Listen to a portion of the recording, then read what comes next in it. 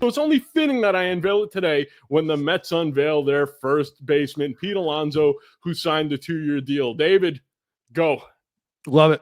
Love everything about it. I've been a big proponent that it is ridiculous that he hasn't been signed yet.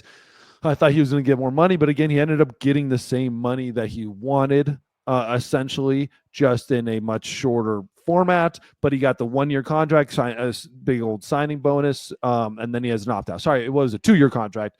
Signing bonus of $10 million. He gets an opt-out in there. I think this is a great deal for both sides, personally. I thought 2 years would have been the best deal for the Mets. At the same time, what happens? He goes out there and he hits 40 home runs, 35 to 40 home runs, which he's probably going to do. He's going to drive in about 100 RBIs, and he's going to hit about 250. So we know this. That's what he does. But now when you look at this lineup, you get Lindor, Soto, Alonso, and then Vientos or Nimmo or however they want to throw those guys in there, and Alvarez. I don't know how they're going to figure this all out. But at the end of the day, you have Alonso behind your bats. You spent what was $800 million? I don't even know the number. The ridiculous number for Soto. The stupid, ridiculous number for Soto. Spend a little bit more to make sure Soto's protected.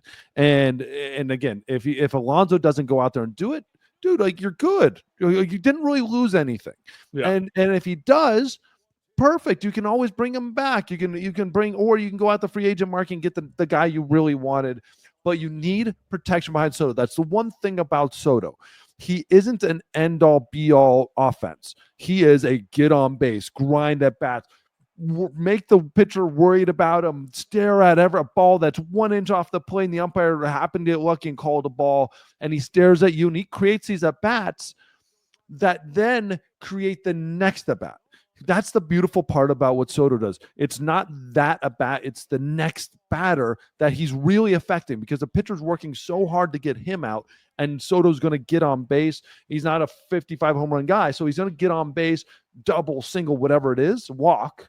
The next hitter is the most important guy in that lineup. It's not Soto, it's the next hitter. And so Soto and Lindor are going to create really tough at-bats, however you figure that out again. But then you got Alonso behind him, would have to pitch to Soto. And that's the thing that all these Mets fans, I got worn out on MLB Network Radio when I was on there, when I was on here and I'm talking about it. I got absolutely worn out. So all these Mets fans, we don't need anybody behind them. We got everybody. No. You got Vientos, who's an absolute stud, had a great year last year when he was there. Incredible year. Dude, that's the next up-and-coming guy. And if he does that again, then you don't need Alonso. Perfect. But you have to prove it to me. I need 2 years, guys. I need 2 years to prove to me that you can take over the number 2 home run hitter since he came into the league.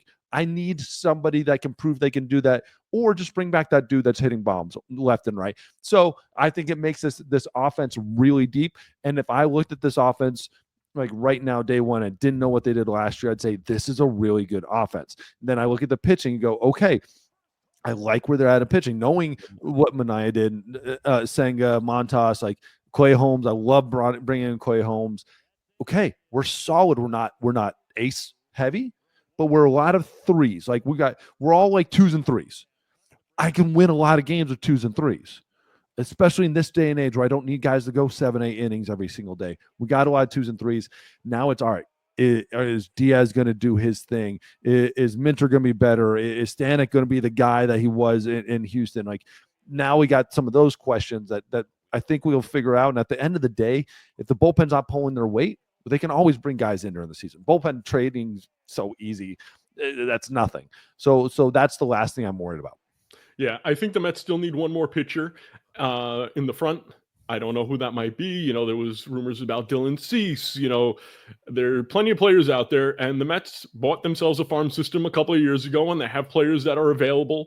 Acuna, if you want to do that. I mean, personally, I'd still like to see Acuna start the year as the starting second baseman and put McNeil out to pasture, or at least make him a DH, but I don't make those decisions, unfortunately. And I think they're also one really good reliever away. Those are the two pieces that I'd really want. I'd love to get Kenley Jansen in here. I think he might be a little too much. But now that the Mets are over the luxury threshold, they might be willing to say, screw it, we're over already. Why not just go a little more? Do you take a chance on Kimbrel? No. I think he's cooked. I mean, David Robertson. Yes, I like David I think Robertson. he's the guy. To me, he's the guy. Kenley Jansen is great, dude. I loved him. Loved him when I played with him, and he's a effing stud of a pitcher. Dutch, so you got to give it to my boy, my freaky D Dutchman. But at the end of the day, like to me, I need a guy that's versatile, and I don't think Kenley's the versatile guy. I don't see him coming in the 7th and the 6th if you really needed him in that at bat. He's more of a closer, lock in his role, and that's amazing. Cool, that's your thing. But you got Edwin Diaz. He's your closer. Like that's it. You're locked in. The thing about David is he's done it all. He's closed games in the biggest situations there are for the biggest team. He always seems to find himself in a playoff hunt in the playoffs and doing everything. Bring in David Robertson. Like it'll cost you 10. It'll cost you $8 to $10 million, whatever, maybe 12. But the dude is a setup man and sit there and like the moment Edwin Diaz like it's hurt or something happens, he can take over the role. And you don't even have there's nothing like there's no issue. You're like, hey, David, you got it. Like, and he's like, okay. And then like Diaz comes back, saying, David, you're in the 8th. Okay. Like, there's no ego with him.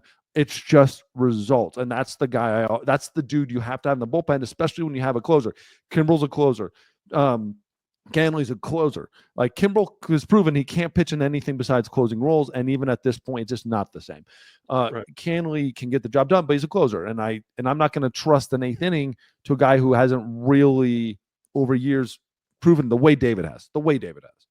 All right, so we've talked about all the X's and O's with the team, you know, how Pete Alonso going back affects the lineup, et cetera, and everything we can do. I want to talk a little bit more about the personal aspect now. Tell me a little bit about the clubhouse.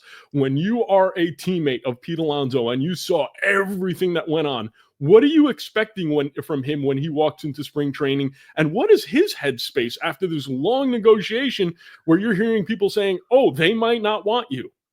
It's hard. It's hard. Those guys, they put a smile on their face, but you know sometimes it's not genuine. When they see the front office guys, you know it's no longer like, oh man, I love this place. It's like there's a little resentment there. You see the GM walk through the team. You see the owner walk through, and there's a little bit of like a FU behind them. Like, you know, a little bit like it's that relationship where you're dating somebody or like you still are together, but you just kind of resent them, and that's what it is. I know that you put up with it because it's familiar, and they're giving you everything you need. At the same time, you just know you don't like each other a little bit. And at the end of the day, though, when it's business, and the business of baseball isn't always pretty, and their Mets' job is to make their team better and to be smart about money. Your job is to be really good at baseball and make as much money as you can. Those things come and clash sometimes, and this is one of those moments. So at the end of the day, what needs to happen is Cohen and I just can't. David Stearns and Pete need to sit down and, honest to God, have some lunch, have a dinner or a steak, and say, hey, business is business. Like, our job is not to pay you the most money in the world. Your job is to make as much money as you can. We're going to disagree. Are we happy, or can we get over this, and can we go out there and win some effing ball games? This is to me the classic. In when I was in New York, the GM there. I'm just dying for it right now. Dying on names. In the Yankees. Which New York? Yankees. Brian Cashman. Cashman walked into the clubhouse. There's a lot of rumors about trades and a lot of rumors about signing guys in spring training. He said, my job is to make this team as good as humanly possible. Your job is to play as good as humanly possible to either make this team or another team. He goes, it doesn't matter. Your job is to play baseball as well as you can, and whether it's for the New York Yankees or it's for somebody else, if you play well enough, you will have a uniform and be making a lot of money for yourself. My job is to be smart about our money and to make this team as good as humanly possible, whether that's with you or without you. And we'll use you to trade to get guys here, but that my job is different than your job. Respect my job, and I respect the hell out of your job. And sometimes you just got to look at a guy and go, I don't have to like you. I don't have to agree with you. At the end of the day, I can get over it and play baseball. And that's where we're going to be fine. I think this whole saga might end up being one of the best things that ever happened for Pete Alonso and his brand. Because last year, you know, I'm in New York. I'm a Met fan. I listen to all the radio and whatnot over here, as we know. You know, it seems to me that the Mets fans got down on Pete the last couple of years because his power numbers were going down. And I was one of them at one point. But the fact that it took so long to get him back, and the Mets fans are so happy to get him back, I think that they are going to go balls to the walls, love for Pete all year. He's going to have one of those seasons where you're just like, yeah, this is why you love me. And next year, if he opts out, or the year after, I think he's coming right back. The lowest amount of home runs he's hit minus COVID years, 34, and that was last year. Like, the dude's like a home run machine. The guy does well. He's gonna be great. And at the end of the day, when he comes up big and hits a big home run at the first opening weekend, people are gonna go crazy. I just don't want Pete to put too much pressure on himself, try to prove the contract, prove this. Just go play baseball, see ball, hit ball, and drive in runs. And because there's gonna be plenty of run opportunities with Soto, Lindor, and whoever else may be in front of them, Nimmo or whatever. There's gonna be plenty of opportunities driving runs.